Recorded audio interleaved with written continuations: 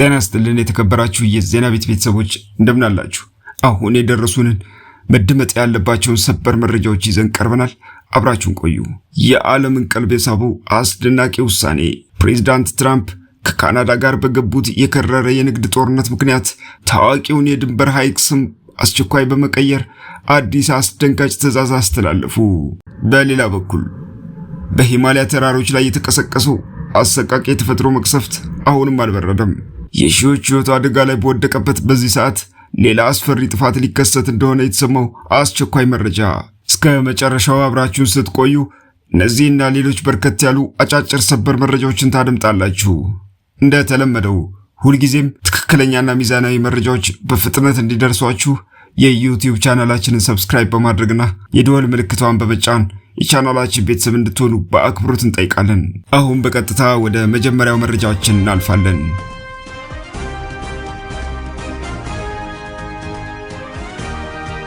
በአሜሪካና በካናዳ መካከል ያለው የንግድ ውጥረት በከፍተኛ ሁኔታ እየጨመረ በሄደበት በዚህ ወቅት የአሜሪካው ፕሬዝዳንት ዶናልድ ትራምፕ በሁለቱ ሀገራት ድንበር ላይ የሚገኘውን ታዋቂውን ሌክ ኦንታሪዮ ሐይቅ ስም ወደ ሌክ አሜሪካ በመቀየር አዲስ አስፈጻሚ ትዕዛዝ ፈረሙ። ፕሬዝዳንቱ በኦቫል ኦፊስ በሰጡት መግለጫ ይህንን እርምጃ ለመውሰድ ለረጅም ጊዜ ሲያስቡበት እንደነበር ገልጸው የሐይቁን ስም መቀየር በአሜሪካ የፌዴራል መንግስት መስሪያ ቤቶች ዘንድ ወዲያውኑ ተፈጻሚ እንደሚሆን አስታውቀዋል። ይህ ውሳኔ ይፋ ከሆነ ከጥቂት ሰዓታት በኋላ ግን የካናዳው ጠቅላይ ሚኒስትር ማርክ ካርኒና የኒውዮርክ ግዛት አስተዳዳሪ ካቲ ሆቹል ስሙን በፍጹም እንደማይቀይሩት በይፋ ተናግረዋል። የስም ለውጡ መነሻ በቅርቡ ሁለቱ ሀገራት ያደረጉት የንግድ ድርድር ያለምንም ስምምነት በመፍረሱ ምክንያት የተቀሰቀሰው የንግድ ጦርነት ነው። ድርድሩ ከተቋረጠ በኋላ ሁለቱም ወገኖች የቢሊዮን ዶላሮች ታሪፍ በየምርቶቻቸው ላይ ጥለዋል።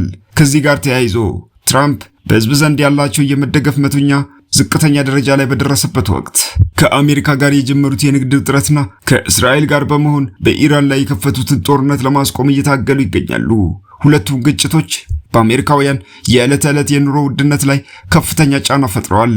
ለዚህ አዲስ እርምጃ ምላሽ የሰጡት የካናዳው ጠቅላይ ሚኒስትር ማርክ ካርኒ የኦንታሪዮ ስም ከአሜሪካም ሆነ ከካናዳ ምስረታ በፊት የነበረና ከ400 ዓመታት በላይ ዕድሜ ያለው መሆኑን አብራርተዋል። ስሙ የወጣው ከዌንዳት አገሬው ተወላጆች ቋንቋ ሲሆን ትርጉሙም ትልቅና ውብ ሐይቅ ማለት እንደሆነ በመግለጽ አሜሪካ ብትቀያየርም እውነታውን በመቀበል ካናዳውያን አሁንም ሆነ ለዘላለም ሌክ ኦንታሪዮ ብለው ይጠሩታል ብለዋል።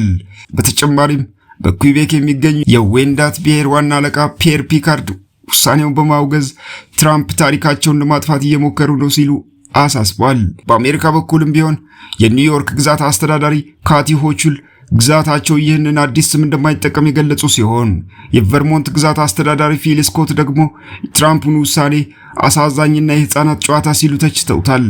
ሆኖም ትራምፕ በዚህ ሳያበቁ ወደፊት የውቅያኖሶቹንም ስም ለመቀየር ሊያስቡ እንደሚችሉ ጠቁመው አሁን የራሳችን ወሽመጥና ሐይቅ አለም፣ ቀጣዩ ደግሞ አትላንቲክ ወይም ፓሲፊክ ውቅያኖስ ሊሆን ይችላል ሲሉ ተናግረዋል። ፕሬዝዳንቱ እንደ አውሮፓውያን አቆጣጠር በ2025 መጀመሪያ ላይ ሜክሲኮ ወሽመጥን ገልፍ ኦፍ ሜክሲኮ ወደ ገልፍ ኦፍ አሜሪካ መቀየራቸው ይታወሳል። ትራምፕ ወደ ስልጣን ከተመለሱ ወዲህ ስማቸውንና የሀገሪቱን ምልክት በልዩ ልዩ ተቋማትና ቦታዎች ላይ ለማሳረፍ ጥረት ሲያደርጉ የቆዩ ሲሆን ካናዳንም የአሜሪካ 51ኛ ግዛት እንድትሆን ሲገፋፉ ቆይተዋል። ነገር ግን የቅርብ ጊዜ የህዝብ አስተያየት መስጫዎች እንደሚያሳዩት 72 በመቶ አሜሪካውያን ለካናዳ ቀና አመለካከት ያላቸው ሲሆን ይህም ከፕሬዝዳንት ትራምፕ የህዝብ ድጋፍ መጠን በእጥፍ የሚበልጥ ነው። ይህ አዲስ የሐይቅ ስም ለውጥ ውጥረት ውስጥ የገባውን የሁለቱን ሀገራት የንግድ ግንኙነት የበለጠ ያወሳስበዋል ተብሎ ይገመታል። በሌላ ዜና በሂማሊያ ተራራማ ቀጠና በኔፓልና በቻይና ቲቤት አወዛጋቢ ድንበር ላይ የተከሰተው አሰቃቂ የተፈጥሮ አደጋ አሁንም አዲስ ስጋት ደቅኖ ይገኛል። ረቡዕ ዕለት በበረዶ ግግር መደረመስ ምክንያት የተነሳው የጭቃ የድንጋይና የበረዶ ናዳ የወንዞችን ፍሰት በመዝጋቱ ድንገተኛና አጥፊ የጎርፍ መቅሰፍት አስከትሏል። በዚህ አደጋ እስካሁን የ362 ሰዎች ሕይወት ማለፉ የተረጋገጠ ሲሆን ወደ 1000 የሚጠጉ ሰዎች ደግሞ የገቡበት ሳይታወቅ በፌዴራል ድንኳንና በፍርስራሾች ስር ተፈልገው አልተገኙም። ይህ አጥፊ አደጋ ከተከሰተ በኋላ አሁንም በሁለቱም ሀገራት ድንበሮች ላይ አዲስ የጎርፍ አደጋ ስጋት መደቀኑ ይፋ ሆኗል። በአደጋው ምክንያት ወንዞች በፍርስራሽና ጭቃ በመዘጋታቸው በሁለቱም ወገኖች በኩል ትልቅ አርቲፊሻል ሐይቆች መፈጠራቸው ታውቋል። የኔፓል የአደጋ ስጋት አመራር ባለስልጣን በዛሬው ዕለት ባወጣው አስቸኳይ መግለጫ በወንዙ መዘጋት ምክንያት እየሞላ ያለው ሐይቅ በማንኛውም ሰዓት ሊፈነዳ ስለሚችል ከአካባቢው ሕዝብ ጨምሮ እስከ አላፊ አግዳሚና አዳኝ ቡድኖች ድረስ ወዲያውን ወደ ከፍተኛና ደህንነታቸው ወደ ተጠበቁ ቦታዎች እንዲሸሹ አሳስበዋል። በቻይና በኩል ደግሞ ይበልጥ አስደናቂና አስፈሪ መረጃ ወጥቷል። የቻይና የውሃ ሀብት ሚኒስቴር እንዳስታወቀው በሚቀጥሉት 3 ቀናት ውስጥ ወደ 3 ሚሊዮን ኪዩቢክ ሜትር የሚጠጋ ውሃ ይህም ማለት ከ1200 በላይ የኦሎምፒክ ዋና መዋኛ ገንዳዎች ስፋት ያለው ውሃ በድንበር አቅራቢያ ወደ ተዘጋው ሐይቅ ይጎርፋል። የውሃ መጠን እጅግ እየጨመረ በመሄዱ ሐይቁ የመደርመስና የመፍሰስ ዕድሉ ከፍተኛ እንደሆነና ከፍተኛው የውሃ ፍሰት በሴፕቴምበር 1 አካባቢ እንደሚጠበቅ ተገልጿል። የቻይና የመንግስት ቴሌቪዥን ጣቢያ የሆነው CGTN በቪዲዮ እንደቀረጸው በዙሪያ ያሉ ዛፎችና ቁጥቋጦች ሙሉ በሙሉ በጭቃ ውሃ የተዋጡ ሲሆን አርቲፊሻል ሐይቁ ወደ ውጭ መውጫ ቀዳዳ በማጣቱ በአለትና በፍርስራሽ የተሰራውን የተፈጥሮ ግድብ እየገፋው ይገኛል። ከዚህ በተጨማሪም ቅርብ ቀናት ውስጥ የሚጥለው ከፍተኛ ዝናብ አደጋውን ይበልጥ ሊያባብሰው እንደሚችል የቻይና የውሃ ሀብት ሚኒስቴር ተመራማሪዎች አስረድተዋል። ይህንን የባለስልጣኑን የማስጠንቀቂያ ጥሪ ተከትሎ በኔፓል አደጋው በተከሰተበት ወንዝ ዳርቻ የነበሩ የነፍስ አድን ሰራተኞች ስራቸውን አቁመው ወደ ተሻለ ከፍተኛ ቦታ ማቅናት ጀምረዋል። ከቡድናቸው ጋር ወደ ደህና ቦታ ሲሸሹ ከተገኙት አዳኞች መካከል አንዱ የሆነው ፓዋን ኮይራላ እኛ የመጣነው ሰዎችን ለማዳን ነው፣ ራሳችንን አደጋ ውስጥ መክተት አንፈልግም ሲል አሁን ያለውን አስደንጋጭ ሁኔታ ገልጾታል። ወደ አጫጭር መረጃዎቻችን ስናልፍ በመጀመሪያ የምናገኘው ቻድና በሱዳን አወዛጋቢ ድንበር አቅራቢያ በሚገኝ የነዳጅ ገበያ ላይ በተፈጸመ ድንገተኛ ገዳይ የአየር ጥቃት የ12 ሰዎች ሕይወት ሲያልፍ በ7 ሰዎች ላይ ደግሞ ከባድ አካል ጉዳት ደርሷል። ጥቃቱ የተፈጸመው በሁለቱ ሀገራት አወዛጋቢ የድንበር ቀጠና ላይ በሚገኝና በርካታ ሰላማዊ ሰዎች በተሰበሰቡበት የነዳጅ ገበያ በመሆኑ የጉዳቱን መጠን ያበዛው ሲሆን የቻድ መንግስት ጥቃቱን በይፋ የሰነዘረችው ሱዳን ናት ሲል ከሷል። ይህ ድንገተኛ ጥቃት ቀድሞውኑ በሱዳን እርስ በርስ ጦርነትና በስደተኞች ፍሰት ምክንያት ሻክሮ የነበረውን የሁለቱም ጎረቤት ሀገራት የድንበር ውጥረት ወደ ከፍተኛ ወታደራዊ ግጭት ሊያመራ የሚችል አደገኛ ሁኔታ ፈጥሯል። ይህ ክስተት በአካባቢው ያለውን ጸጥታ ስጋት የበለጠ የሚያባብሰው በመሆኑ የቀጠናውን መካከለኛ አፍሪካ ሀገራት ሰላምና ደህንነት ከፍተኛ አደጋ ውስጥ ጥሎታል።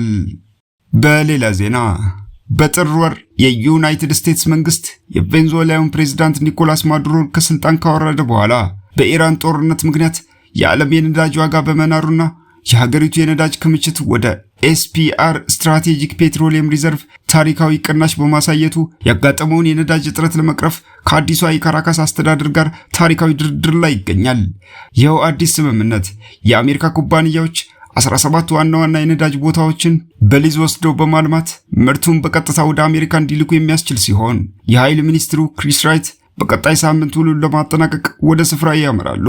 ሆኖም ይህ ውሳኔ ተፈጥሮ ሀብት በመንግስት ስር ብቻ እንዲሆን የሚያዘውን የቬንዙዌላ ሕገ መንግስት ድንጋጌ የሚጥስ በመሆኑ ከፍተኛ የሕግ ውዝግብና ተቃውሞ አስነስቷል። ይህ በእንዲህ እንዳለ አድቨንትና ስትራይፕ የተባሉ የፋይናንስና የቴክኖሎጂ ኩባንያዎች የክፍያ ስርዓቱን ፔፓል ለመግዛት ያደረጉት የነበረውን ድርድር ማቋረጣቸውን ይፋ ያደረጉ ሲሆን የፌዴራል ፍርድ ቤት ደግሞ ፔንታጎን አንትሮፒክ AI ኩባንያ ላይ ጥሎት የነበረውን እገዳ ህገ ወጥ ነው ሲል ውድቅ ማድረጉ የቀኑ ዋና ዋና ሁኔታዎች ሆነዋል። እነዚህ ክስተቶች የዓለም አቀፉን የነዳጅ ገበያ፣ የዲጂታል ክፍያ ውህደቶችና የመከላከያ ተቋማት ከስርዓተ ዓለም በማስተሳሰብ የቴክኖሎጂ ኩባንያዎች ጋር ያላቸውን ህጋዊ ግንኙነት የሚቀይሩ በመሆናቸው የብዙዎችን ትኩረት ስበዋል። በሌላ ዜና የአሜሪካ የፌዴራል ፍርድ ቤት የአገሪቱ መከላከያ ሚኒስቴር ፔንታጎን በአርቲፊሻል ኢንተለጀንስ አልሚው ኩባንያ አንትሮፒክ ላይ ጥሎት የነበረውን እገዳ ህገወጥ ሲል ውድቅ አድርጎታል። ውዝግቡ የተቀሰቀሰው የክላውድ ባለቤት የሆነው አንትሮፒክ ቴክኖሎጂው በራሳቸው የሚሰሩ የጦር መሳሪያዎችና ህገወጥ የዜጎች ቅኝት ላይ እንዳይውል እቀባ በማድረጉ የመከላከያ ሚኒስትሩ ፒት ሄግሴዝ ኩባንያውን ለአሜሪካ ደህንነት ስጋት ነው ሲሉ በባለስልጣናት ጥቁር መዝገብ ውስጥ በማስፈራቸው ነበር። ካሊፎርኒያ ፍርድ ቤት ዳኛ ሪታሊን በሰጡት ውሳኔ ግን የመንግስት አካላት በብሔራዊ ደህንነት ስም ሐሳብን የመግለጽ ነጻነት መጋፋትና በነቃፊዎቻቸው ላይ በቀል መፈጸም እንደማይችሉ በማረጋገጥ እገዳውን ውድቅ አድርገውታል። ይህ ውሳኔ የቴክኖሎጂ ኩባንያዎች አርቲፊሻል ኢንተለጀንስን ለጦርነትና ለዜጎች ደህንነት ስጋት በሚሆኑ ተግባራት ላይ እንዳይውል ለማድረግ የሚሄዱትን ጥረት ህጋዊ ከለላ የሚሰጥ በመሆኑ ትልቅ የድል ምዕራፍ ተደርጎ ተወስዷል።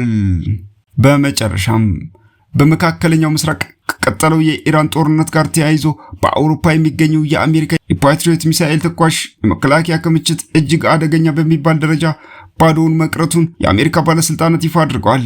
ይህ እጥረት ያጋጠመው አሜሪካ በጦርነቱ ምክንያት የአየር መከላከያ ሚሳኤሎቿን በብዛት ወደ መካከለኛው ምስራቅ በመላኳ ሲሆን ይህም በአውሮፓ የሚገኙ የአሜሪካና የኔቶ ጦር ሰፈሮችን ለአየር ጥቃት ተጋላጭ አድርጓቸዋል።